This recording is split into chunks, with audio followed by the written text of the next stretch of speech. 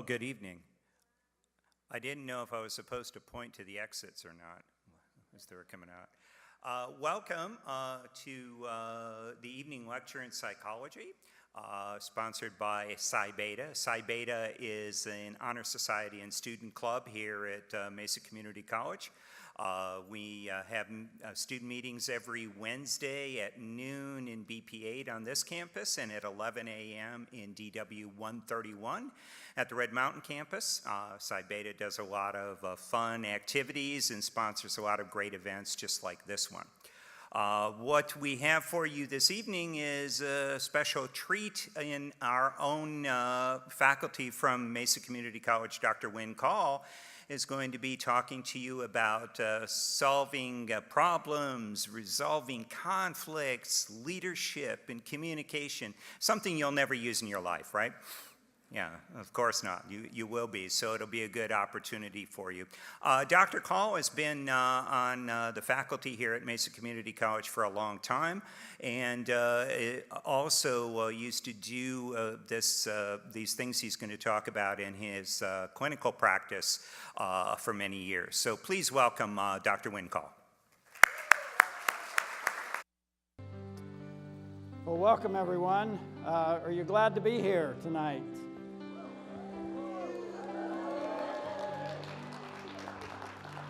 There's a lot going on tonight, so I'm glad you can be here. The topic we have tonight, I'm going to cover a number of areas tonight. So let's just take a look at them real quick. First of all, I'm going to talk about leadership and exactly what that contains. We need leaders, good ones, and I'm going to talk about what goes into that. I'm also going to talk about communication and how that figures into all the kinds of things that we do. I'm also going to talk a little bit about conflict management and how to get you out of a lot of trouble. And I'm going to give you a formula tonight that if you learn how to use it, I can guarantee you can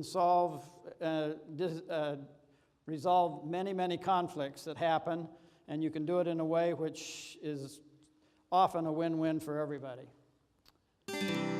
And then I'm going to talk a little bit about problem solving, because once we disarm conflict, then we have to often solve problems that come up that need to be solved. And then lastly, I'm going to give you some examples, or I'll take some examples from the audience. I have to be brave to do that, but might have a couple of you give me some examples, and I'll show you how to do that. And then I'll just give you a little bit of advice right at the end. So that's our schedule for tonight. And let me just back up just a little bit. I have some embedded videos here. And one thing that we need to do, most all of us were raised in circumstances in our environment where conflict was confrontive, and it was often forced to make us behave in a certain way.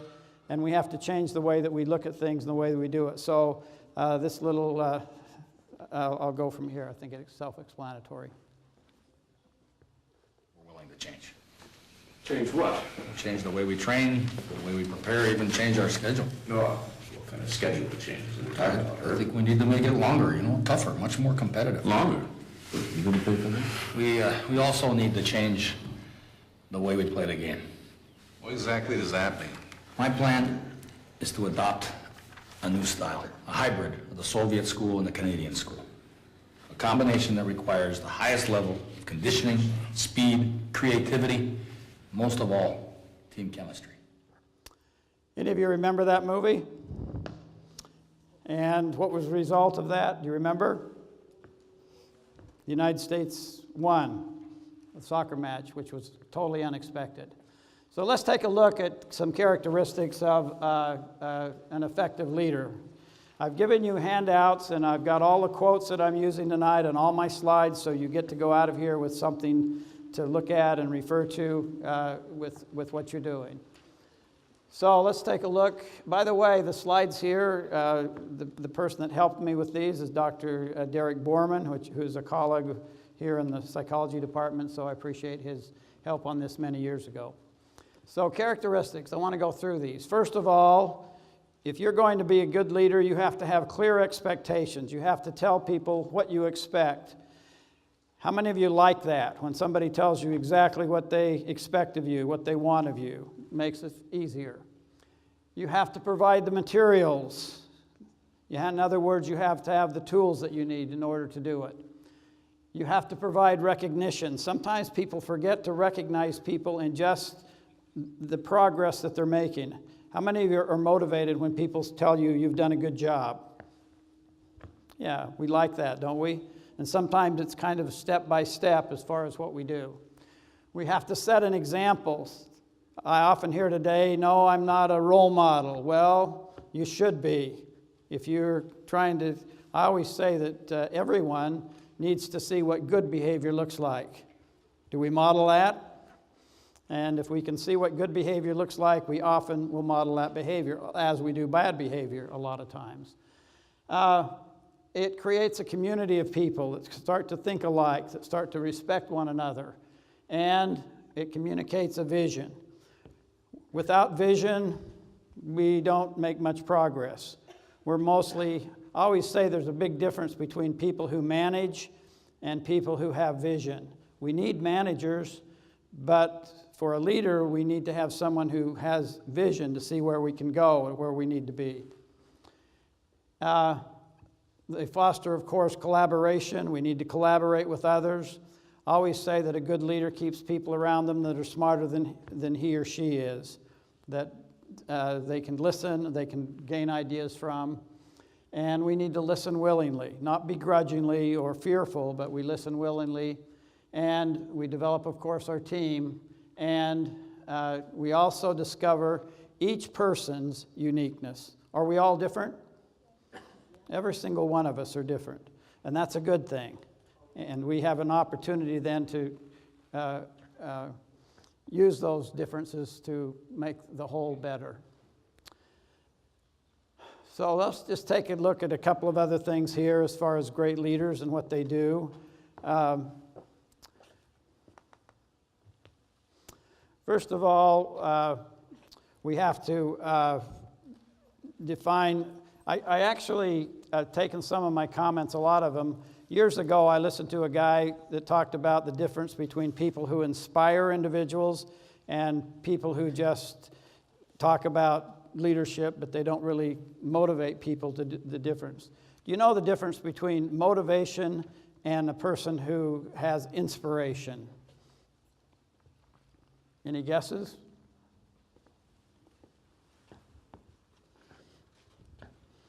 Do you know what motivation is? Come on, be brave. Yes. Motivation is the will to do something. The will to do something. Lance Seagram, who wrote this book, he says motivation is often fostered by fear. Where does inspiration come from?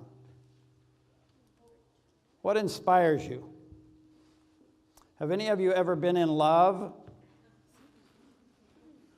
How many of you have done crazy things because you were in love? Sometimes people are highly motivated by individuals that they love, and they take risks that they have never taken before, right? Because they love the person. We see it all the time. According to Lance Seagram, this is where inspiration comes from. It comes out of love rather than out of fear. We need both, but inspiration comes more intrinsic rather than extrinsic a lot of the time. So he talks about we need to, he talks about our cause. We need to figure out why are we here. We define the cause. What's your purpose? And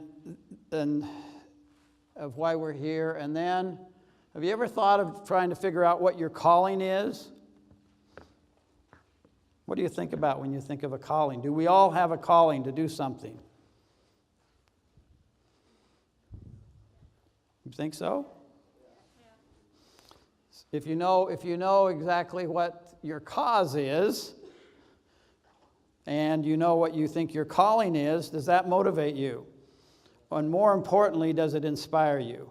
When I say we have to change the way we do things, we have to inspire people rather than just motivate them. We have to get you to feel inspired to follow and think a little bit outside the box of things you can do. And you have to align your destiny, your cause, and your calling so that they all line up in a good way. And once you do that, let me back up just a little bit here. When you align those, your destiny, in other words, you ask the question, why am I here? What am I doing here? Any job you're in or whatever. What am I doing here? What's my cause? And then when you talk a bit about your calling, are you inspired to do what you have to do? How many of you like your job? How many of you have a really crummy job that you don't like? And why don't you like that job? You're not very inspired by it. How many of you feel ill sometimes when you have to go to work? Not a whole lot of inspiration there, right? The flip side of that is actually that if we're inspired to do it, we actually go and we're motivated to communicate, and we're motivated to do the things which will actually help others. And we figure out what our calling is. One of the things about leadership that changes a lot is we have to be willing, how many of you like to follow someone, or how many of you would rather have someone who served you? You understand what I'm talking about differently? You'd rather have somebody that just is kind of the leader and they tell everybody to get in line, or would you rather have somebody that actually serves with you? They work with you. Serves? How does that change things when someone feels more like they're your servant? We call it servant leadership.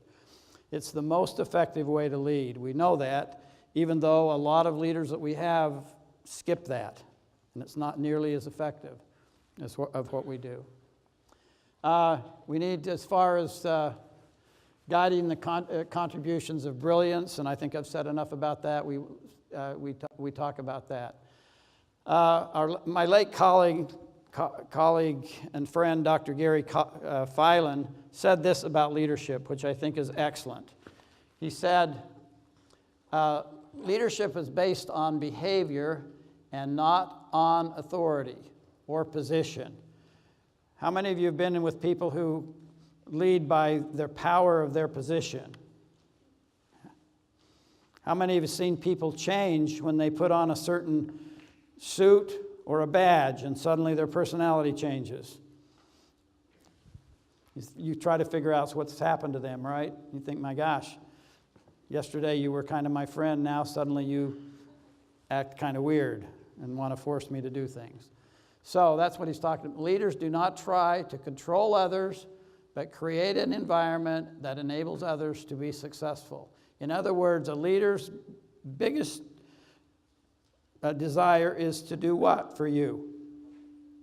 Help you grow.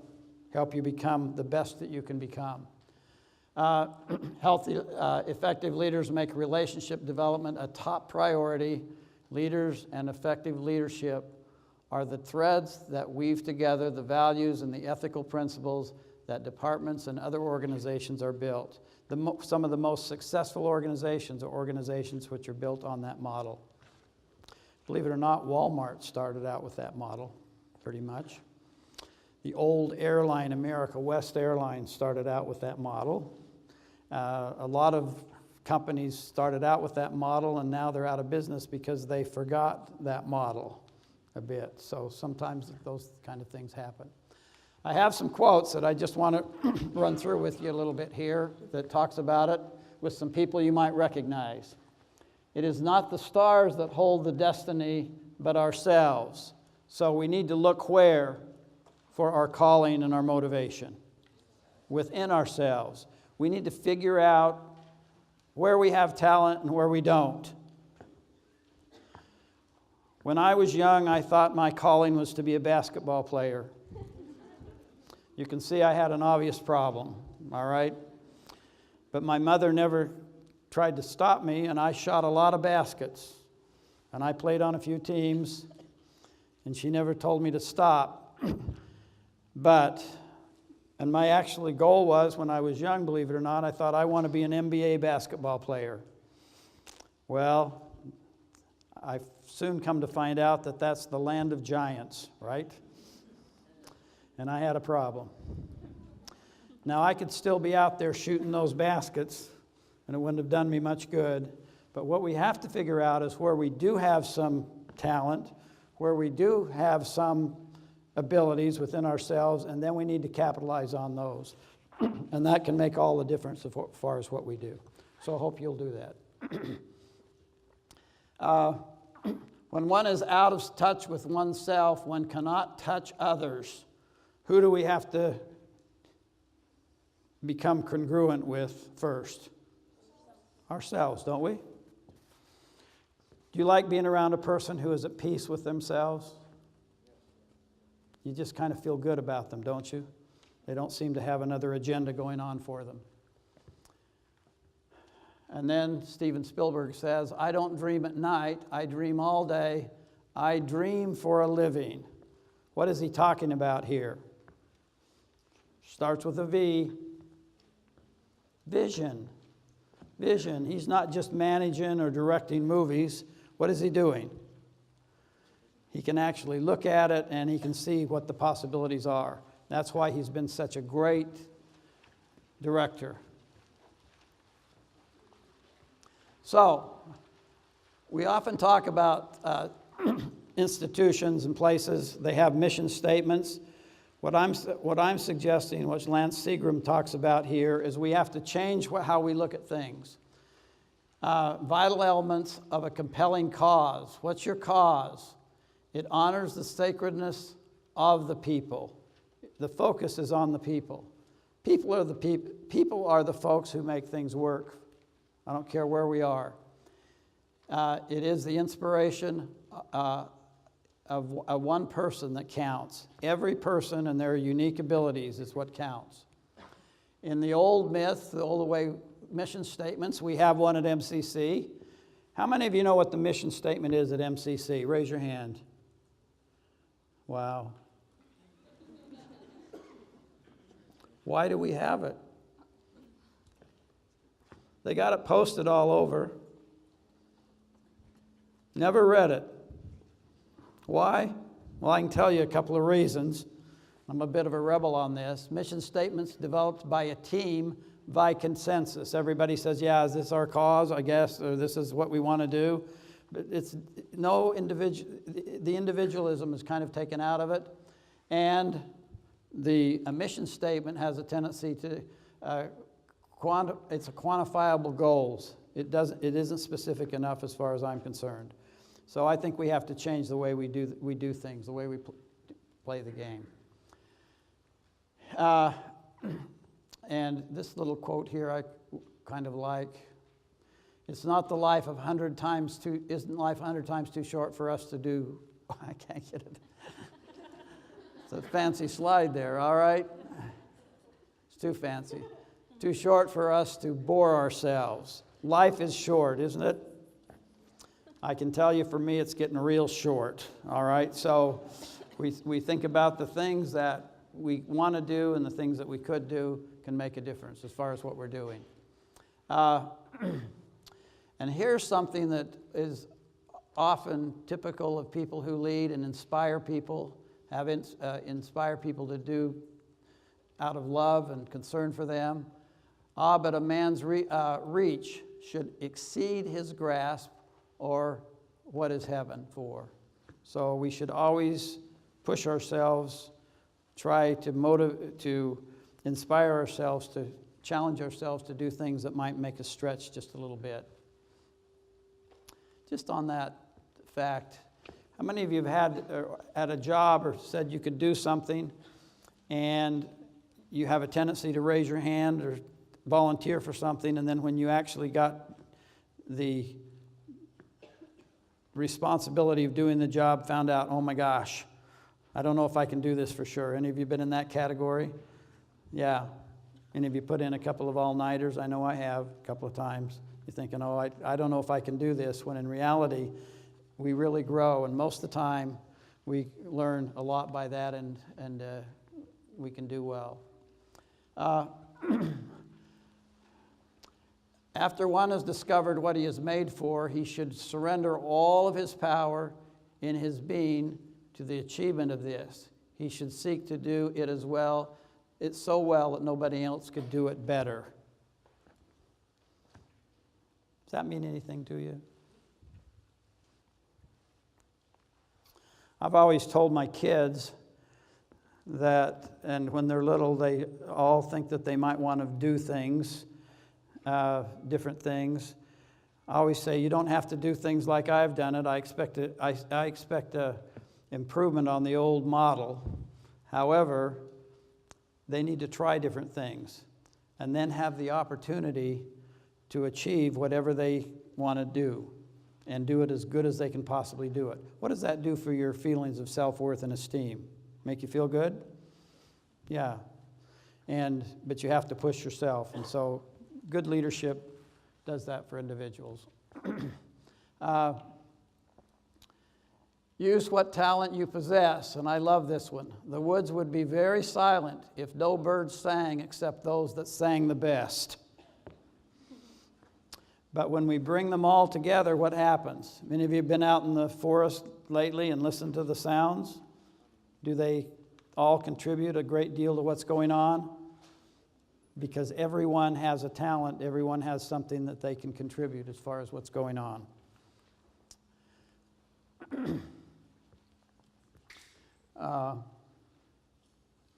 And then I like this one. We shouldn't always think about what one should do, but rather what one should be. What can we be? That again focuses all back to this calling, the idea of what we can be. But we must ennoble our works. If you don't like your job, do you think you're ennobling your works? You're just working there. If you love your job, do you think you can ennoble your works? It's fun to be there, isn't it? So that can make a big difference. All right.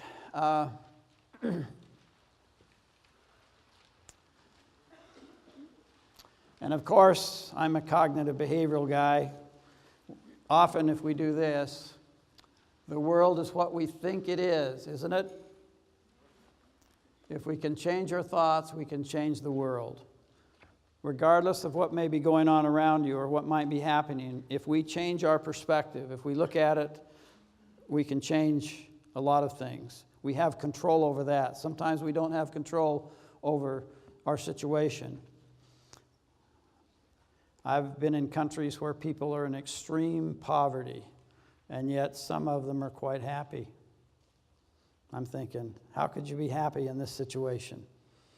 But they've figured out how to make the best of what they have, with hope for many of them that they might get out of those situations. Often, unfortunately, they don't, but some do. And it's because they can think and envision things better than what they have. And then this idea, William James, the great psychologist, said, the greatest discovery of my generation is that a human being can alter his life by altering his attitude. Makes a big difference as far as what we do. So, here it is, our calling, what will I do, the cause, what will I stand for, and your destiny, why am I here? You got those? So try to remember those. Those are key to having you feel your own destiny and changing the way we look at things a little bit. All right.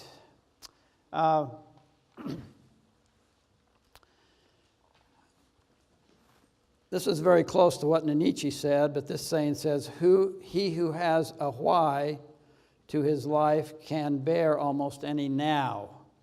And Nietzsche said, which Viktor Frankl quoted, is he who knows the why of existence can endure almost any how, what happens to us. So that was Viktor Frankl, which is quoted, by the way, in the book Man's Search for Meaning.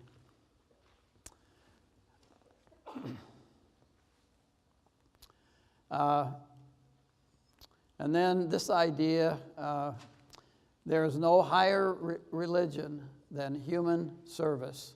To work for the common goods is the greatest creed. And I think that's the highest that we can do, is serve others. To serve our fellow beings makes a big difference as far as what we do. And good old Ross Perot said, anybody know who he is, by the way? Probably none of you. A couple of you. He said, lead and inspire people. Don't try to manage and manipulate people. Inventories can be managed, but people must be led. But we call it servant leadership. All right, I love this little movie here.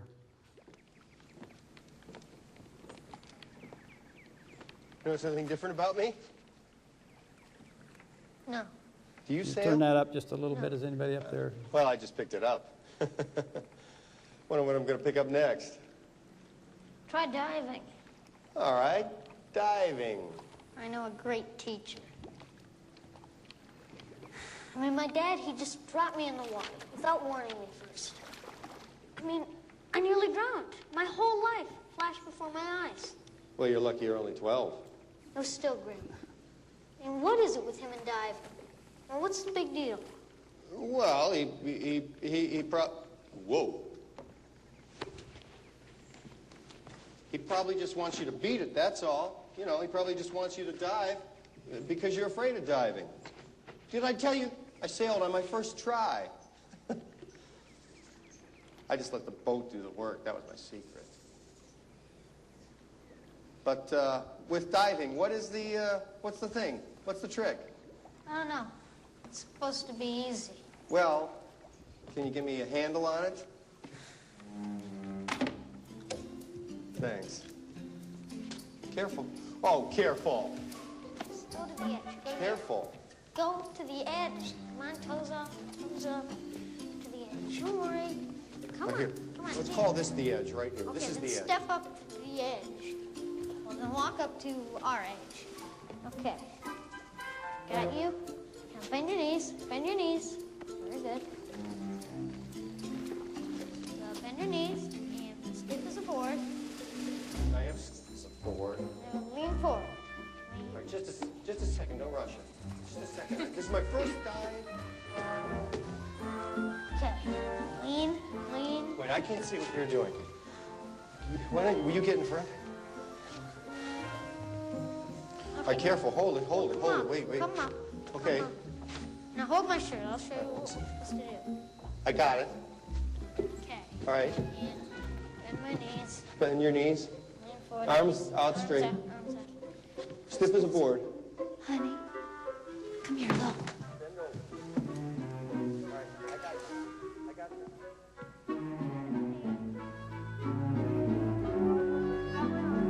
I don't want to have to see this. No, please. 1, No. 2, Don't do it, please. 3.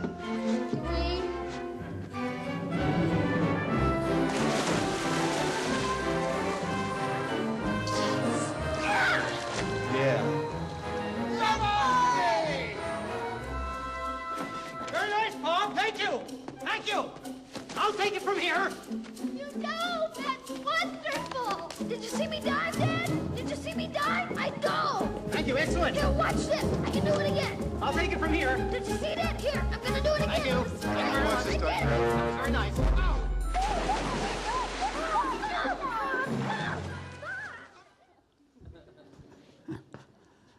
All right. What did Bob do here that was particularly good, even if Hollywood did it?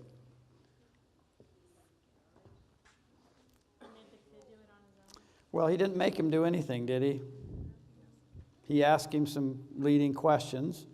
Then he showed his own fears about the whole thing, which made him very human about what was going on. And then what else did he do? Well, first, he tried to model what it was like to dive. If you saw the rest of that movie, then, of course, the father is forcing his son, trying to force him to dive and do what he wanted him to do, and it just didn't work. But Bob nicely says, you're going to have to show me, because I'm not getting it. And then, of course, he expresses his own fear again, and then what happens? The potential was always there, it was a behavior that he obviously could do, and he was able to do it, but he became inspired to go ahead. See how it works? And a lot of times it's that kind of interaction, that kind of communication, that kind of leadership that can make a difference. So, only a life lived for others is worth living, according to Albert Einstein. And there's certain things that we need to do, often that we can, to ourselves. We need to have the courage to be ourselves. Sometimes we feel pressure, sometimes. Are you the same person at home as you are in public? Hopefully close. If you're vastly different, get some help, all right? Authenticity. You need to be a real person, be the person that you are. Service, can't say enough about that. One thing that I've enjoyed about Psi Beta, by the way, which is such a good organization, is one of their aspects of what they do is serve. And some of you in here who are members of that group were at Sunshine Acres this last weekend, and they do a great service out there for those individuals who live out there, and it's a great experience. But it's service, and there's a lot of joy that comes from that, not only for the people serving, but those they serve. And one thing you want to be is truthful. Tell the truth, folks. Tell it like it is. And this biggie that we seem to lack a lot is genuine caring or love for individuals that we serve with. And, of course, we want to be effective. All right, I want to now, a couple other things here. I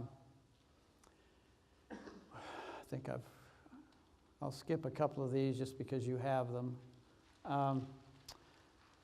I think this is important. Mother Teresa said, there is more hunger for love and appreciation in this world than for bread. Now, for her to say that is a big deal, isn't it? Because she dealt with a lot of people who were hungry. But she says more, as important as that, is people who certainly hunger for love and appreciation. And a good leader will do that for those he or she serves with. And Eric Hoffer said, the leader has to be practical and a realist, yet must talk the language of the visionary and the idealist. So that's what I'm trying to press home to you at this point, is to do that part of it. All right, I'm going to skip through this just a little bit, and I want to go to... You got all these great quotes, so hopefully you can do it. This is kind of an interesting one that we sometimes lack. Frank Lloyd Wright said, respect the masterpiece. It is true reverence to man. There is no quality so great, none so much needed now, is respect and be appreciative of things that have happened. Have you ever felt bad because something was torn down, that you liked, that had been kind of a main place? Where people move so much today, sometimes we don't have places like that. I heard a man say one time that for every individual, there's probably places that are just ordinary places for the person to see, but for one person, that might be a very sacred place because of the meaning that's there. Is that true? It can be true for all of us. So we go visit those places. It can make a difference as far as how we feel about situations. And then good old Abraham Maslow said, I have learned that, and I think this is an important point, I've learned the novice can often see things that the expert overlooks. All that is necessary is not to be afraid of making mistakes or of appearing naive. So, can we learn from children sometimes? All the time, don't we? Why? Because their minds are open. How many of you have had a child tell you something that you would have never said to anybody else, but they say it to you? Because they're open. They're open to some new ideas, and sometimes can make a difference as far as how we learn things. All right. And then Carl Jung said, we cannot change anything unless we accept it. I read an article the other day in the paper that said individuals who have been hurt, one of the biggest hurdles they first have to get over, if they have been paralyzed or something, they have to first get over the fact that their life isn't over. I can't imagine that, frankly, how hard that would be. But once they get over that, there are many of them that go on to achieve great things, and they're happy. They figure out how to take that situation, their attitude changes, like I mentioned, and they're able to look at their circumstances and do the best that they can with them and often achieve great things.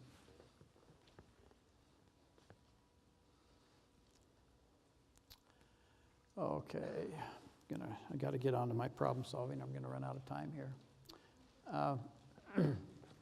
So, the questions that we need to ask ourselves is, what is my destiny? What is my cause? What is my calling? And are my destiny, cause, and calling aligned? How may I serve you? That's the first thing we should ask ourselves. And how can I guide your contribution of brilliance? We need to identify the talents that people have. One of the things that I enjoy most, and I got of you young folks, students and older, is the amount of brilliance that comes into each classroom every time. I see it all the time, and I'm always amazed. I don't think that any of us can ever know everything there is to know about things, even about subjects that we think we know something about. Sometimes a person who doesn't know that much says something, and I'm thinking, wow, that's actually really thoughtful and, in fact, inspiring because of what they have discovered through their reading. And so I think that that can be happy. And it says, am I inspiring others in everything I say and do? I think we have to take personal responsibility in leading to add vision and add the things that we need to do for a person to be successful. So, DeWitt Jones, another person that did some things, he suggested some things we need to do, and then I'm going to go on to my second half here. He says we need to focus our vision on what we're doing. My computer's so small here, I can't read it. So keep your vision focused. How many of you have a little attention deficit from time to time and what you're supposed to be doing? We can get off track pretty easily, can't we? So we have to be careful of that. Stop and look and listen to what's around you. One of my big, and as some of you know that are my students, one of my big gripes, I suppose, that I find difficult is cell phones. And I think that I worry that this generation is missing everything that's around you because you are looking at something that's pretty exciting, I guess, but I'm going, wow, a lot of stuff is going on that's just going on around us, and we're totally missing it, folks. I don't think that it's almost, to me, it's almost epidemic proportions. And do I like my smartphone? Yeah, it's smarter than I am, okay? But there's so many diversions and so many things that you can look at that a lot of things that are happening right around you, you're totally unaware of. And clinically, by the way, a lot of problems. Sometimes people aren't listening to each other in families. They're not listening. They're not communicating with their children. They're not communicating with their spouses. They're more interested in what just came across or who texted them. Because that's instant gratification, isn't it? It's instant. And how many of you get impatient now if you have to wait very long for something? We're getting less and less willing to pay the price that we need to just look around and integrate into our person the inspiration and intrinsic motivation that we need in order to inspire others. So be careful. I think, I think, and maybe Tom Ollerman will either disagree with me or not, but I think that in the new DSM-5, when they revise it, that there will be a disorder in that area as far as electronics is concerned. So be careful in that area. So hold on to the best. and let the rest fall away. That's what I'm talking about. Hold on to the best. Be able to figure out what's the best thing that you need and let the rest fall away. And trust your intuition. I always say, people ask sometimes, well, what should I do? And I said, how do you feel in your gut? After you've done all your homework, then at that point you have to go with that. And it's okay, of course, to go beyond the boundaries of where you are, and you need to make your vision big enough. All right. I want to shift gears now and go to conflict management. So this will just take me a minute.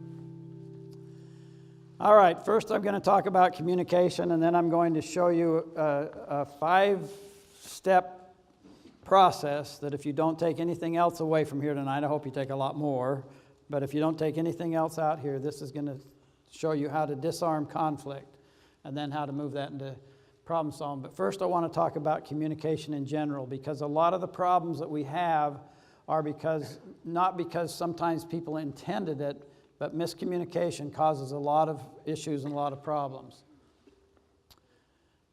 Here's an example of poor communication, by the way. How did he get down in the basement? I mean, even if he got in the elevator, Maybe some nice neighbor shoved him down the garbage chute? At last, she was able to define love.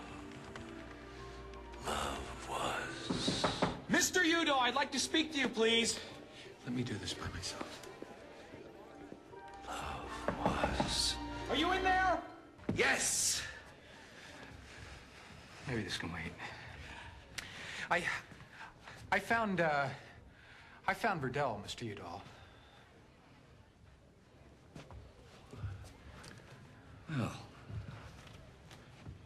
that's a load off. Uh-huh. Did you do something to him? Do you realize that I work at home? No, I wasn't aware. Do you like to be interrupted when you are nancing around in your little garden? No, I actually will turn the ringer off of my phone and sometimes put a piece of cardboard. Well, I work all the time. So never, never interrupt me, okay?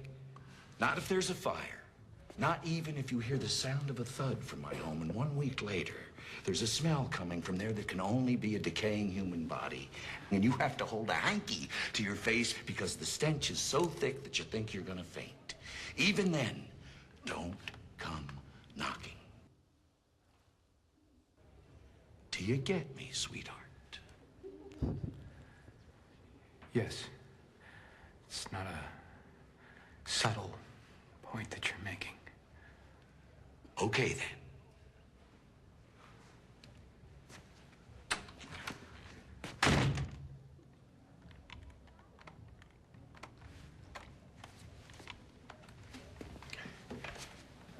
So the theory of confrontations is now think twice before messing with me.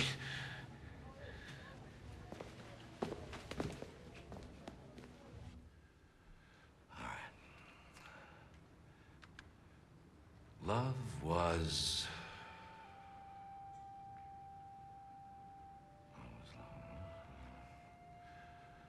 Love was...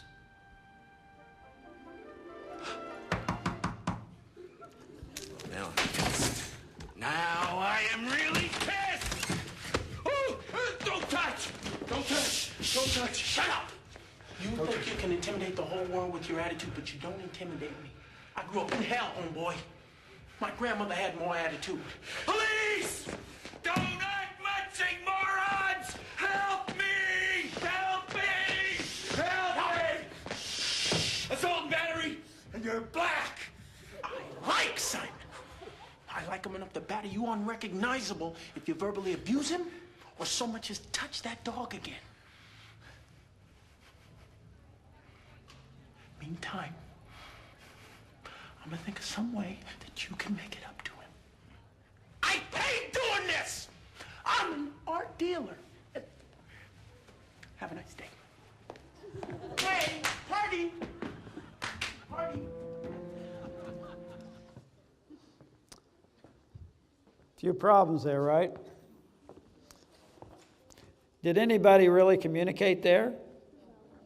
Well, in a way, they might have a little bit. I mean, they probably don't want to mess with each other very much anymore. But they didn't really solve the problems at all. Kind of insinuated name calling and things like that is involved in it. So it really isn't a very good situation to have. So something that they didn't have, which I think is part of good communication, is empathy for the person that has a problem. I'm going to talk about this in just a few minutes, but if a person thinks something, they tell you something, even though it may not be your perspective, is it true for them? That's the way they're feeling at the moment, correct? So I'm going to show you how to deal with that. You need to respect the person always, and you have to have some assertiveness, which we saw in this case, but it has to be directed in a good way. So here's something that is important for you to remember. Bad communication, first of all, you fail to express your feelings, all right? You sometimes are still not getting to what you're talking about. You ignore the other person's feelings, and there isn't an attitude of respect. Was there in this example? None of that. Good communication, you express your feelings openly, even though they might not be all positive, but you express them. You acknowledge the other's feelings always, and you have an attitude of respect and caring. That's where that love and caring part comes in, always. So there's some errors that we make in communication. I want to run through these just with you. Some of you probably don't think they're errors, but they really are. First of all, have anybody ever told you, I want to tell you the truth about this? Does that open you up immediately? It usually shuts down, right? I want to tell you the truth. Well, from their perspective. Blame. If you're blaming them or blaming someone else, does that open people up for communication? Not so. Defensive. If you're defensive about what they've told you, communication's down. That's what happened in this little video that I showed you. Very defensive, all of them. How many of you have been around, either you or someone else have played the martyrdom? Poor me. If it wasn't for you, I could be happy. If it wasn't for you, I would have had a nice day. If it wasn't for you, I would have won the lottery. No, that's not there. Put downs. You know, you're just kind of a stupid person. You should know better than that. Sarcasm. By the way, sarcasm is always an instead for anger. A lot of people don't realize that. They make sarcastic remarks, but it's usually an instead for some underlying anger, I think, so they're sarcastic. And they say, oh, well, I never really meant that. Yeah, I probably did. So, if you're sitting next to a person that's been sarcastic, stop it. Don't get after them right at this moment. All right. Counterattacks. Well, you did. How many of you have been in a discussion where you say, well, you did this, so I did that? We've heard that a little bit, haven't we, politically? You did this, so I did that. You did this, so I did that. Scapegoating. You know what that is? What? What is it? Yes.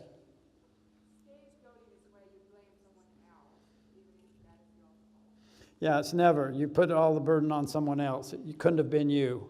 Couldn't have ever been you. Diversions.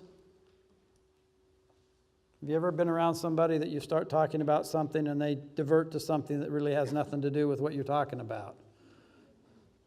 Well, wait a minute, I thought we were going to talk about this, and they are off to something else. So they try to get away from it. Self-blame. Yeah, I know. You would have been a happier person had you not met me. I really screwed up your life. What a shame. You want to stop communication? Demanding.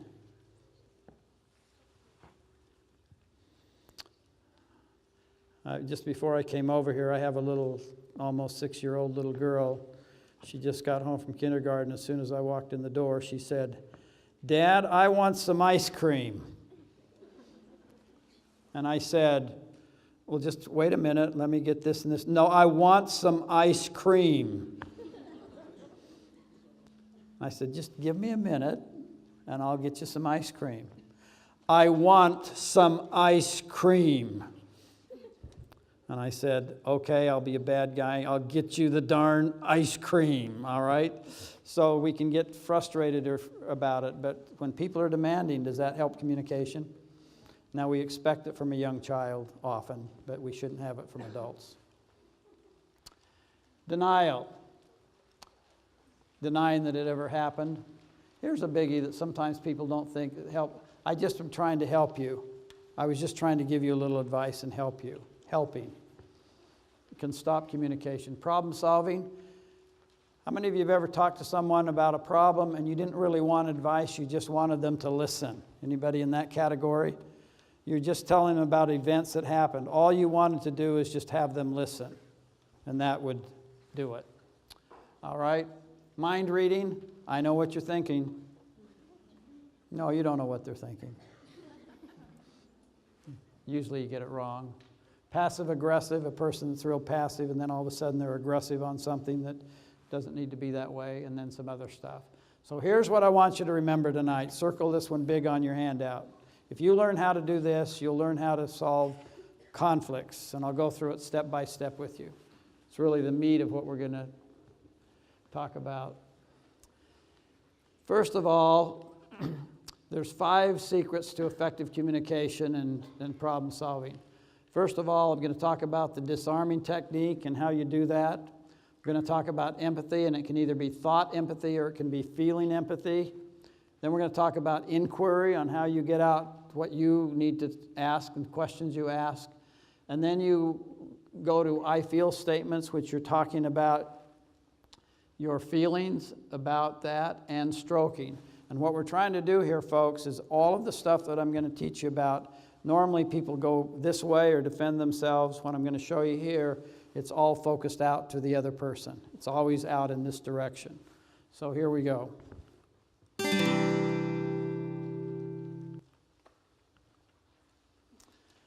Here's the disarming technique, and I'd find truth in what the person is saying, even if it sounds totally unreasonable and unfair. For instance, if a person says, "You're stupid," now how do you find truth in that? What do you say?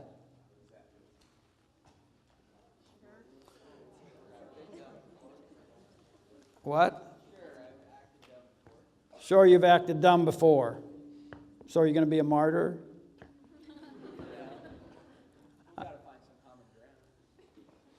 So the common ground is you be a martyr and you're stupid. Now you're qualifying it. No, you're on the right track, actually. If a person says you're stupid, you might be right in this, you might well be right. Perhaps I am. Usually what happens when you do that is that some other things happen. And this is what I want you to remember. Well, just let me go through this. Then the next thing is empathy. And this is what I want you to remember right here. And think about this, and I'd be glad to hear a few comments from this. Disagreement. If you disagree with a criticism which is untrue and unfair, you will prove that that criticism is entirely valid. Think about that for a minute, okay? An agreement, in contrast, if you agree with a criticism that is untrue and unfair, you will put a lie to it. So what I'm trying to get you to do is what? Lie? No, I'm not trying to get you to lie. What am I trying to get you to do? Here's the big drawback, because if you don't get the first step, folks, you can't disarm much of anything. If you don't get the first step, you can't disarm much of anything. You can go through the other steps and they won't do you much good. The problem is that when you agree with someone, for instance, if someone says, you're really a stupid person, and you says, I well might be, and often a person will come back, well, I didn't mean that. I meant that blah, blah, blah, blah, blah. Whereas if you come back and say, you know what? If I'm stupid, what does that do for you? Okay? Then that automatically is what we're talking about here. So the first thing you have to do is disarm. You have to find truth. The thing I want to mention, and I mentioned it first, is it's true for that person at that moment. At that moment. It may not be true for you, but it's true for that person at that moment. And often they will. Any comment on that? Sometimes people get frustrated with that. All right. So here's another one. Dr. Call, you are the worst therapist, and I don't feel like I'm being helped. The time I spend in session with you seems wasted. Why aren't you helping me? Or if they say, you know what? I come here and I pay you all this money, and it's not working. Now, how do you disarm that? I could say, you know what? I've been to a lot of school, and I know how to handle your situation. The problem is that you're just not doing what you're supposed to do. Think that person's going to like that? No. They're telling you the truth. They're not making much progress. And so the disarming, the very first step on this one, the very first step is to say what? No, don't question them. They'll stop. So why do you feel that way? I know I'm good. I'm sorry you feel that way. You just feel bad for them.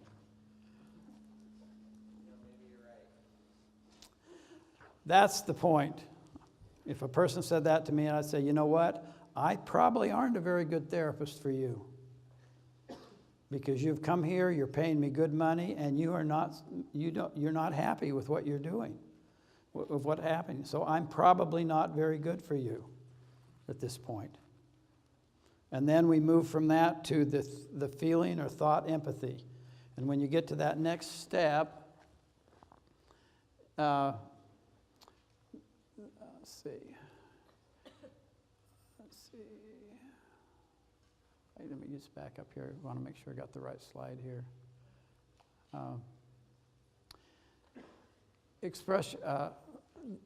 In the thought or feeling empathy, what you do is then I would say in the very next step, you know what? That well may be true. I'm not a good therapist for you because I know that you came here with a great desire to help with your problem you had, and you don't feel like it's been successful for you. So that's thought or feeling empathy with who? Who's it about? It's about them. I mean, they're telling you. So that's that process that you go through. I know you came here with the idea that you could feel better. You would feel good about that. You'd get better, and you're not getting better. Okay? And then the next is the inquiry. And you ask questions. Now, the third step is the inquiry. And you say, you know, I'm just wondering what you feel went wrong. Some things that could have been better. That is, in fact, the inquiry. So you get a chance to feel that way. You have a chance to inquire a little bit about how they're feeling. That's step 3. that you go through. And you don't jump to any conclusions, of course. And you express your, because the next thing you say, because I feel bad, because I know both you and I, when we started having these sessions, wanted to have a positive outcome. So that's the fourth step. I feel bad, and I know you do, because this has not been a successful experience for you, right? And they'll usually have the conversation that you do. You use the low-key language and so forth, and traps you want to avoid, of course, is labeling people, just giving your opinion about things, and blaming, of course. And then the last thing that you do with a person is that you stroke them, convey an attitude of respect, even in the heat of the battle. So the last of those 5 steps is you say, you know what? Because one thing I know is that you are a very motivated person and have a great desire to overcome the problems that you have. And perhaps I can either refer you to someone or help you, because that's the only desire that I have. Okay?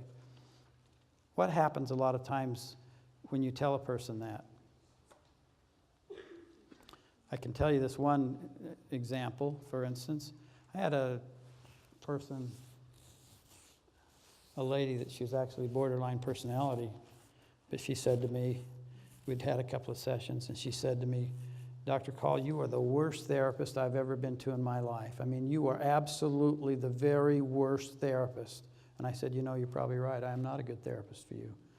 And I feel bad to think that you've come here and haven't been treated. And the very next thing she had before I could get through it, she goes, see, there you go. You're trying to get rid of me now. That's what you're trying to do. You don't even want anything to do with me. You're trying to get rid of me. I said, no, I feel bad that you've come here and you don't feel like that you're making progress. And I feel bad that you don't feel like that you can, the relationship is what it ought to be. She says, thank you, Dr. Call. You are the best therapist I've ever been to. You were the first person who's actually stopped me. Thank you so much. Well, I don't want to get too far on that because she might change right after that, but because it's a borderline issue. But the point of it is that you see that happening. So I want to go back.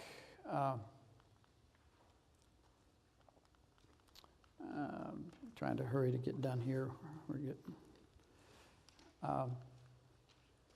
So the stroking, you convey this attitude that you have. So let me just back up just a little bit. I want to go back and see if you have any questions, because I want to make sure you get these 5 things down. So do you all understand the first step? Somebody want to give me an actual case that I can take? You have a conflict or something and see how to disarm it. Anybody have one?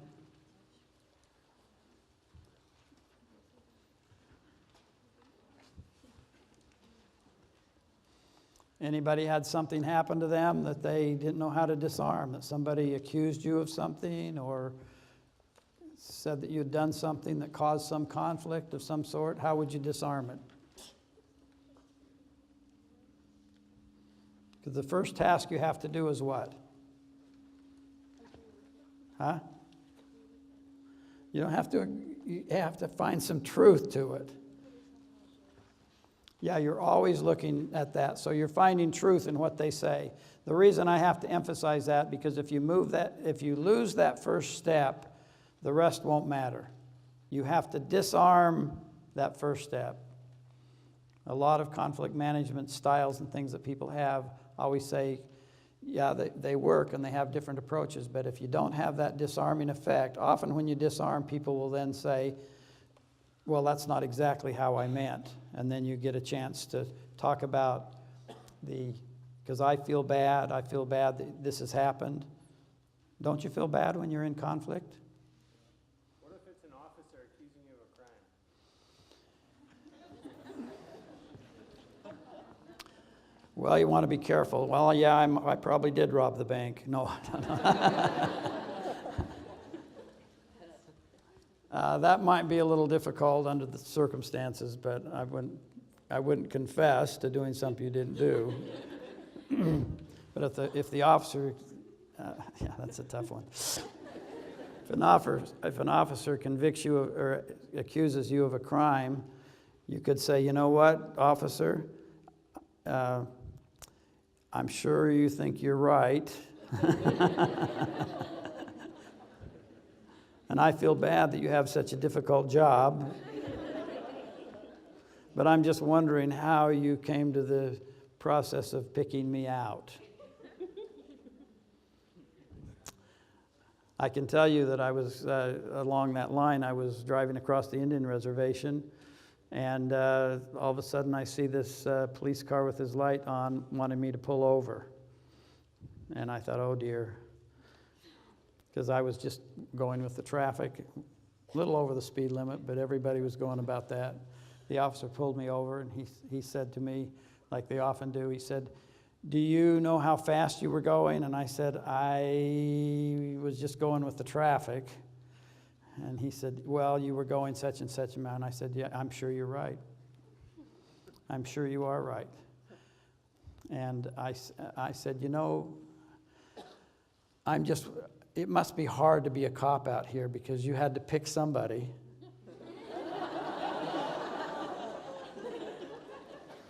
And I happened to be the one you picked. I said, so it must be really hard. And I'm just wondering why you picked me. And then he told me. And I said, because I feel, that I appreciate, the job you have to do and how hard it must be. And then comes the stroking, I said, because it would be really hard. You know what the guy did?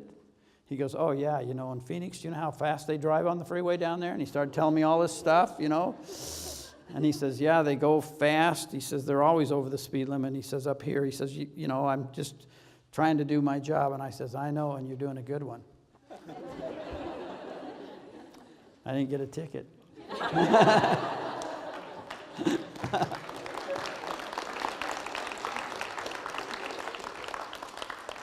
Because the first thing that comes to my mind is what?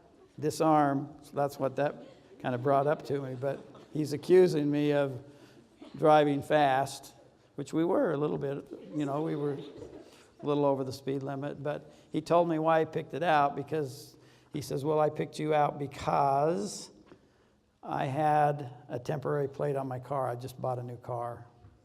He said the rest of them, so I wasn't sure where you were from for sure, so I just thought I'd pull you over. So he talked about it. So that's disarming. Any others?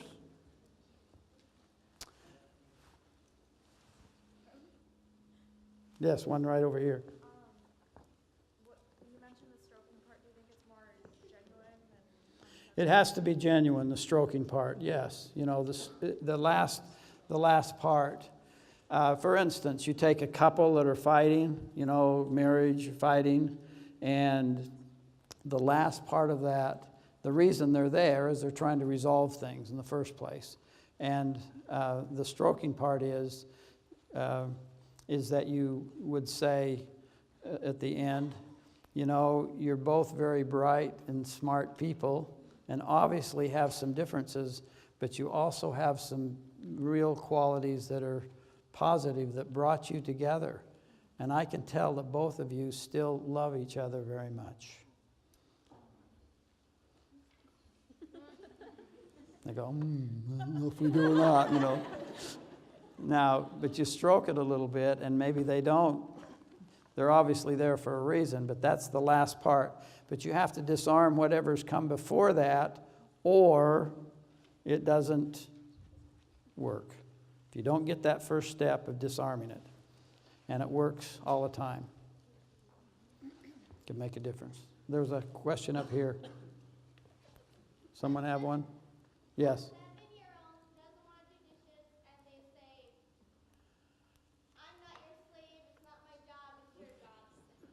Okay, what's the situation again?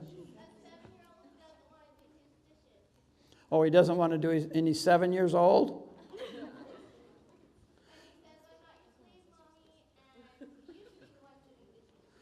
You should say, you know what, you are not my slave. I wouldn't ever want you to be my slave. And then it must be hard to be 7, though.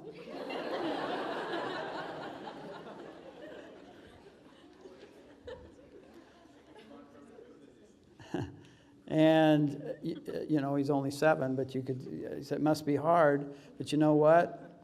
In our family, we all have things that we share. And I know that I do things I don't necessarily want to do, and you do things that you don't necessarily do.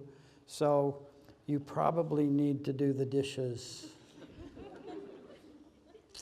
Because you're such a fine boy, and I love you very much. And I certainly wouldn't want a slave.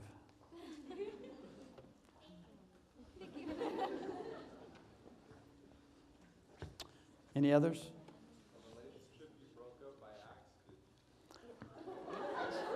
A relationship broke by what? Broke up by accident. I'm not sure I understand. A relationship broke up by an accident?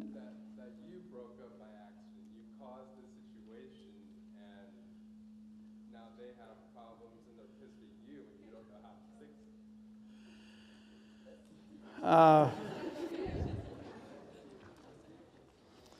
Well, I don't know how you do it by accident, but I'd have to have more information there.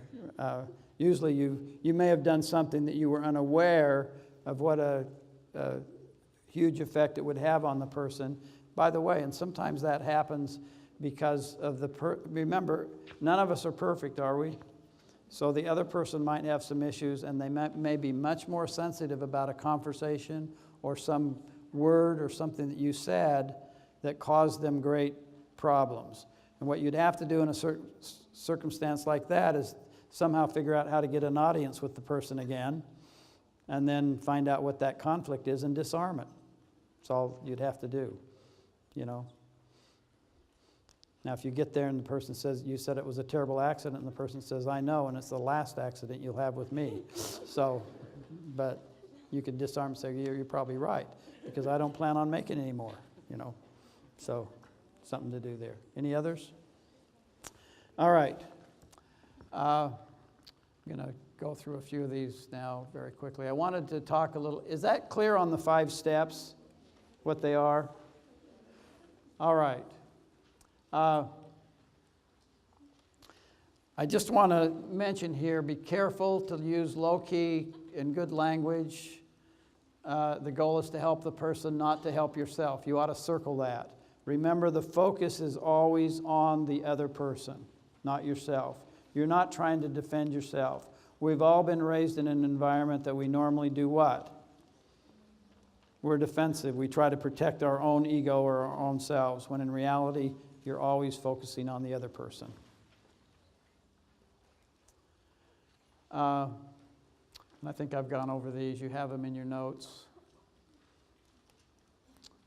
And I would like to talk just a little bit about problem solving now. I want you to watch this. This is another movie. I want you to just watch this and see the process that's gone here, gone on here. Kind of fun. Okay, before we get started, a couple things I'd like to go over in the budget. Do we have anything on the budget today? No, I don't think so.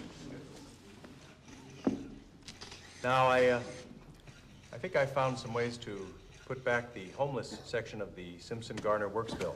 Mr. President, I don't believe that's on your agenda today. No, it's a last-minute change, Bob. Now, the way I see it, we need $650 million in order to keep the project. Now, some of this can be done, it seems to me, through some simple changes in our cash management. For example, according to the OMB, we've got 17 defense contractors who are delinquent in their contracts. Is this true, Frank? I believe so, yes. So even though They're late. We keep paying them on time. Well, in a sense. Yeah. Okay, now, instead of giving them money for something they haven't finished, we could hold back that cash. Technically, that's true, but, Oh. well, I suppose it's true. Okay, okay. Okay, so that's 23 million. Times 12 months. Okay, good. Unfortunately, money management's only gonna get us halfway to our goal. In order to get the rest of the money, we're gonna have to really start making some tough choices. The Commerce Department. Yes, Mr. President? You're spending $47 million on an ad campaign to boost consumer confidence in the American auto industry. Yes, sir. Well, you see, it's designed to bolster individual confidence in a previous domestic automotive purchase. So we're spending $47 million so that somebody can feel better about a car that they've already bought? Yes, sir, but I wouldn't characterize that way. No, I'm sure that's important, but I don't want to tell some 8-year-old kid that he's got to sleep in the street because we want people to feel better about their car. Do you want to tell him that? No, sir. No, I sure don't. Okay, let me just add that to the tally here. That'd be plus 47, 9, 5, carry the 1, makes $656 million, which means we can keep the program.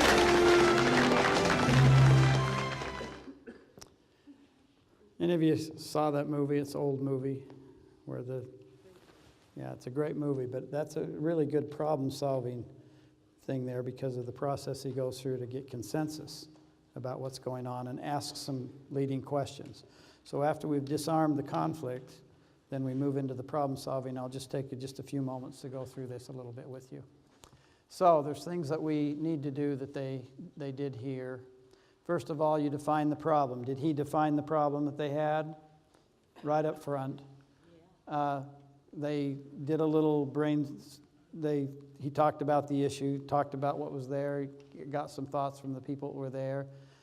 He talked about the consequences, didn't he, about what they were doing, and got them to back off of some of the things that weren't making a lot of rational sense. And then this is a biggie, you obtain a commitment. A lot of people don't get a commitment. Let's try this for a week, or let's try this for 4 days, and then we'll come back and revisit it again. And that's you put down an exact time that you're actually going to come back and evaluate it. And then if there's conflict, then you go back and disarm that conflict. If you learn how to disarm the conflict by finding truth in what they're saying and go through that process we went through before this, it's extremely beneficial in problem solving and what happens after that. So, all right. I just want to say a couple of things, then we'll be done. I've got things I've listed there. I want to point one out that I thought was kind of interesting. And you can go up. I'll try to, so I can find it here. This is a situation that I actually had one time, which was pretty tough. I had a client tell me that the lady said she's very depressed and angry because a former friend of the family had borrowed $250,000 with a promise to pay them back in 6 weeks. The friend spent the money and now tells them that they can't pay the money back at all, and the money was set aside for this couple to remodel their house. How do you deal with that one? Well, the couple, I didn't see the person that took their money, obviously. But first of all, you've got to disarm it a little bit. And she's angry, right? And I always say, I would be furious. So you agree with them. I would be furious. Yeah, I'm really, really furious. and then the feeling empathy, which totally messes up your plans that you had in mind because you were generous with a friend and now this has happened. I'm just wondering how you got into this in the first place. That's the inquiry. Because I feel bad to think that you've lost all this money just out of trying to be genuine and be a friend. Because I can tell that both of you valued that friendship, and yet now it's been permanently damaged, and you have a real issue now that you've got to try to solve if you want to remodel your house. That was all 5 steps. You know what? That turned that emotion way down at that point. Turns it way down. Be a problem. See how that works? It doesn't mean we solve the problem immediately, but it disarms the conflict. So that's that. And then just lastly, and then I'll be done. C.S. Lewis said, which I love this quote, I try to live by it as best I can. If you put first things first, second things get thrown in. If you put second things first, you often lose both first and second things. Does that make sense? In other words, if you know what your vision is, you know what you want, and you keep your eye on the ball, you get the rewards. If you get second things first, I'll give you a little, whoops. I'll give you a little example. Supposing that you want to buy a new car and you're a student, okay? But you also want to go to school. You have an old car that works, but you just get kind of really, really wanting to have that new automobile. And so you go out and buy it. Is that a first thing or a second thing? It's a second thing. What's the first thing? The first thing is going to school and doing what you need to do and being inspired to go do that. If you keep your eye on that ball, guess what happens? You get through school, and hopefully your financial situation improves, and then you're able to buy a new car and better than, and even more. So those kinds of things happen. If you get second things first, you might be strapped with a car payment, couldn't go to school, you have a job that you don't particularly like, or it isn't paying you the kind of money you want, and consequently you might find yourself in a real flat or deteriorating situation. And so keeping first things first makes a difference. And then, of course, be fair and firm and friendly, and it can make a difference in what we're doing. So thank you very much, and we're all done tonight.